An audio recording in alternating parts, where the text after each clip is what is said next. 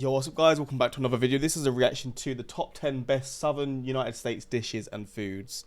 Yeah, obviously I've done a lot of food reactions over the last few years, and I would definitely say, I mean, throughout the US you get great food, but I think the South does top it when it comes to just overall food selection, the variety, how they look, and just, yeah, a mixture of all different things like that. But we're going to jump into this and see, I guess, the most iconic Southern foods. And then I guess you can let me know in the comments if you agree or disagree, because obviously it's down to sort of personal preference and stuff. But we're going to jump into this, hopefully going to enjoy. And let's see some good-ass food, because I'm starving. And whenever I do videos when I'm hungry, they hit a lot different. Food reactions, I mean. They hit a lot different when I'm, like, genuinely still, like, very hungry. So, yeah, it's going to hit hard. But, yeah, let's jump into this and see this food. It doesn't matter what state you're from. If you're an American, comfort AI. food almost always equals Great. Southern food. Fried, stewed, slow roasted, or smoked, these are the dishes that hit you at your core, that wrap you up like a bear hug from mom, that taste as cliche as it sounds, like home. Today, states in the southern US have some of the best, tastiest, and most buttery dishes throughout the country. Hi. You're on the Best American Food channel, and this is a selection of the 10 best southern dishes. Already salivating, bro. It's going to be a hard watch. Number 10. Fried green tomatoes and fried okra. I still have no idea what okra tastes like. It's okra, isn't it? Okra. I think it's okra. I have no idea what it tastes like, because you don't get that in the UK. Like, it's not even an option in the shops. Green tomatoes are a staple of southern United States. The dish is made with firm, unripe, and tangy green tomatoes that are sliced, dipped in seasoned cornmeal, then deep fried. Ideally, the tomatoes should have a crunchy crust and a succulent interior after the deep frying. Can you do this with ripe tomatoes, or does it just not taste the same? Is it a bit too, like, is part of the charm? But I guess the less ripe they are, the more sort of crispy they are, and a bit more sour. I guess that's part of what people like about these. But could you do it with ripe tomatoes as well? Green tomatoes are typically served as an appetizer or a side dish, and sometimes even as a mid-afternoon snack. They can also be used as an ingredient for sandwiches, such as the fried green tomato po' boy. A popular side dish called fried okra is a must-have at any southern festivity, and almost every southern cook has a favorite recipe. Okra is usually coated with cornmeal or flour, and shallow fried in oil. It is sometimes served with ranch dressing, used for dipping the fried okra in it. Number 9. Biscuits and gravy. It's so quiet. A popular breakfast. I'm gonna start, like, trying to make some American foods at some point. I'm definitely gonna try and make this, but I know for a fact when I do try and make it, it's gonna piss people off, because I'm not gonna be able to make it how it's traditionally supposed to be. I'm okay at cooking. I'm not great, but I know for a fact when I do try and make this, it's gonna piss a lot of people off. Dish throughout the United States of America, especially in the southern parts of the country. Biscuits and gravy consists of tender dough biscuits that are covered in a thick gravy, usually made from the drippings of pork sausages, flour, and milk. The dish originated in the South just after the Revolutionary War, before the United States was even a country. It's easy to see why biscuits and gravy is so loved. It illustrates the Southern theme of a simple life and brings the familiarity and nostalgia of a traditional family breakfast. Number 8. Fried catfish and shrimp and grits. I want to try catfish so bad. Surely I can try this summer in the UK. I really want to try it because it looks so good. Obviously, fish to me always typically tastes somewhat similar. Obviously, there's different types of fish. But, like, cod and haddock, to me, I feel like they taste quite similar when they're battered and stuff. But I feel like this would definitely taste a bit more unique in a good way. Catfish. Fish and seafood dishes are a favorite treat among Southerners, and below we'll consider two of the most iconic ones.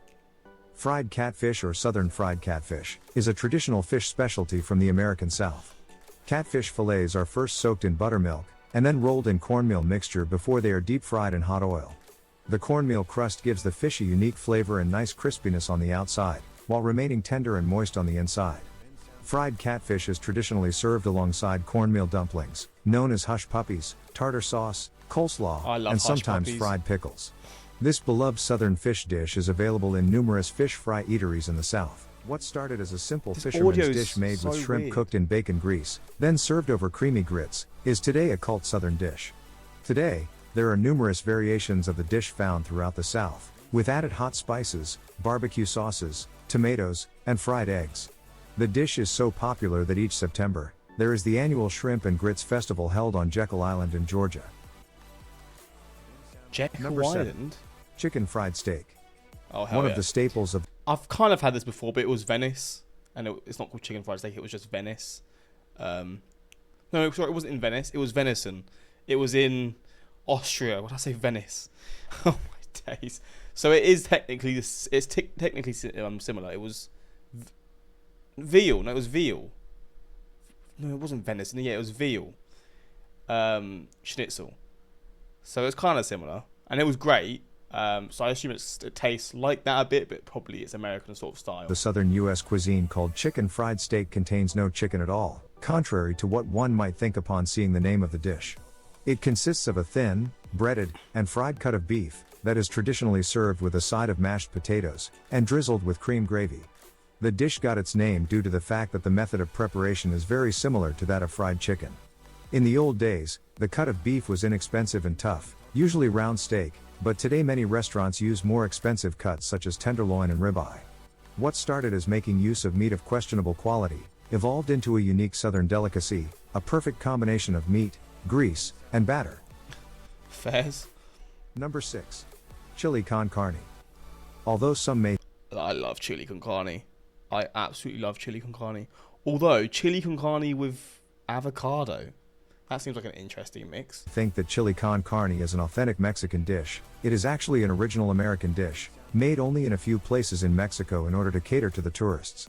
Chili con carne, or just chili, is a meat-based stew consisting of finely chopped... I used to not like chili con carne at all, so I used to really not like it, and now it's like one of my favorite foods. It's so damn good. beef, hot chilies, seasonings, and water, although the ingredients that go in a chili are a subject of endless debates.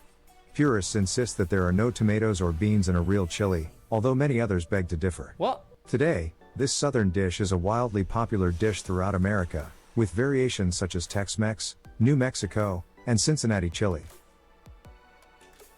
Number 5. The pies. Pecan pie, and sweet potato pie. Next, I'm definitely going to try and make sweet potato pie as well.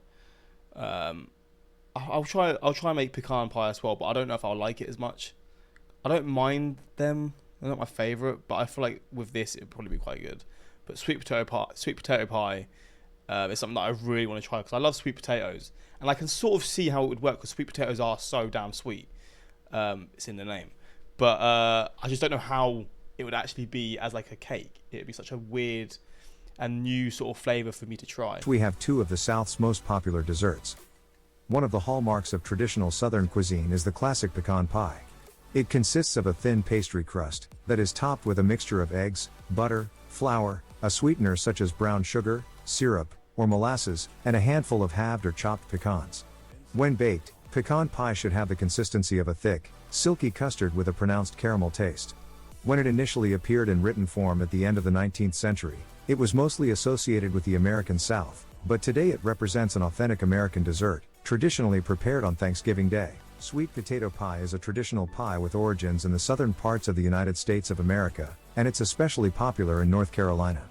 The dessert is prepared as an open pie without the top crust. Its interior usually filled a combination of milk, eggs, sugar, and mashed sweet potatoes. It is often flavored with spices such as vanilla or nutmeg in the South, while in the North, some like to top the pie with marshmallow pieces. Previously, the pie was made for celebrations, communal gatherings, and large family meals. That tradition has continued up to this day, and it is commonly prepared for Thanksgiving in the American South. Fair. Number 4. Jambalaya I want to try these ones as well. These ones look banging. and gumbo. These two iconic Louisiana treats have long been beloved by residents of neighboring southern states. The cheapest way to serve a crowd of people, jambalaya is one of Louisiana's favorite dishes originating from the Cajuns from the southern Looks parts so of the country. good. Similar to paella, pilaf, or risotto. See, paella, I don't mind paella, but I feel like this for me is like a dirtier paella in the best possible way. This is why I would like this, because it's more stuff that I would like in it as well. Its key ingredients are rice, shrimp or crab meat, as well as finely cut, spicy, smoked sausage and smoked ham, diced green peppers, garlic, celery, onions, tomatoes, and the obligatory spices, thyme and bay leaves. In some instances, chicken is added to the dish, but today there are also numerous variations from turkey and shrimp, to alligator meat additions. Rice is added in the end, to absorb the rich flavors from the stock until there is no liquid left. There is nothing better to represent a true taste of New Orleans than gumbo, a filling soup that is usually prepared in large, black, iron pots. A cultural and gastronomical symbol of Louisiana, it can be based on seafood and okra with tomatoes, or on turkey and chicken with added ham, sausage, and poached oysters. Whatever its variety of ingredients may be, gumbo must always include rice, roux, and another thickener, be it okra or filet powder, but never both at the same time. Filet is typically used in thicker gumbos with sausages and chicken, while okra is used in lighter gumbos with seafood. Finally, a note for all gumbos, the ones that taste the best are those which had been left for a day or two, and were then reheated, giving the ingredient. Reheating food actually is so good, because like, sometimes when you make food, like I've noticed, like when you make it and you have it when it's still a bit too hot, you don't have all the flavors, or maybe because it's too hot as well. But you leave it like a day, or even leave it like just like a few hours, and it just tastes so much better like the second and third time you have it. So I agree, man. Leaving food for a bit and then eating it, I think it pretty much always makes it better. Other than like sort of, I guess like certain foods, maybe they get a bit dry if you reheat them again. But overall, I completely agree. It's a chance to combine into a flavorful and complex dish. Number 3. Fried chicken. The most popular food of the Southern cuisine, fried chicken is the theme of many arguments, where everyone involved seems to have a favorite, be it what their mothers used to make, a cult roadside eatery, or a bygone restaurant. However, it is universally agreed that the meat must be moist, succulent, and tender, coated with a crunchy, golden brown crust. Typical seasonings include salt, pepper, and hot chilies, and the pieces of meat should be edible by hand, so that the consumer can bite both the crust and the meat at the same time. Fried chicken are traditionally accompanied by buttered biscuits, southern potato salad, mashed potatoes, or cream gravy on the side. A great solution would be to diversify your fried chicken with Nashville hot chicken, also famous throughout the South. Hell yeah. Number 2. Southern sandwiches. The audio is so confusing. Sandwiches are an important part of American I'm not doing that audio stuff, it keeps getting quiet. I think it's just the AI just bugging out. Food, and the Southern cuisine is no exception. It's like cranberry sauce. Here you can find some of the most iconic Southern sandwiches not only in the USA, but also known around the world. We'll tell you about them further. Po' boy is a unique sandwich with a rich history, that originated in Louisiana in the early 20th century. At the time, shrimp was a fairly inexpensive ingredient, and this sandwich has become a street food legend throughout Louisiana. The combination of toppings for this sandwich can be endless, from roast beef, ham and cheese, to meatballs and various types of seafood. However, the most popular ingredient for po' boy are shrimps, of course. The sandwich has become very popular, because of the locally produced bread, which is crispy on the outside and incredibly soft on the inside. Muffaletta is another terrific sandwich from Louisiana with Italian origins. This impressively sized sandwich traditionally consists of a bun, filled with olive salad as well as salami, prosciutto, mortadella, and cheeses such as mozzarella and provolone. Because of its size, muffaletta is often cut. Mate, this sandwich looks so good. Oh, that looks so simple. Well, not simple, but it looks pretty simple to make as well. I don't really make sandwiches. I feel like it's just, for me, it's a food that I always love, but I never make them. To be fair though, I always buy them like pre-made from the shop. So I guess I kind of do have sandwiches, I just don't make them myself. In half or 4 pieces, and then served cold. Nowadays, the original recipe for this hearty sandwich has changed, and is now available in various variations with a variety of additional fillings. Oh yes, Cubano sandwiches. Cuban cuisine has long been known the world over for its unique dishes, and this sandwich is proof of that. It was first made in Florida by Cuban immigrants, who wanted to make their own native Cuban version of the classic grilled sandwich. It is the Cubano sandwich that the main character of one of the most popular TV shows in the world, Dexter, calls his favorite dish. Cuban bread, smeared with mustard and filled with roast pork, ham, Swiss cheese, and pickles is traditionally used as the base. The practice of smoking brisket has a long tradition in Texas, and this juicy, fatty treat also works great as a flavorful sandwich filling.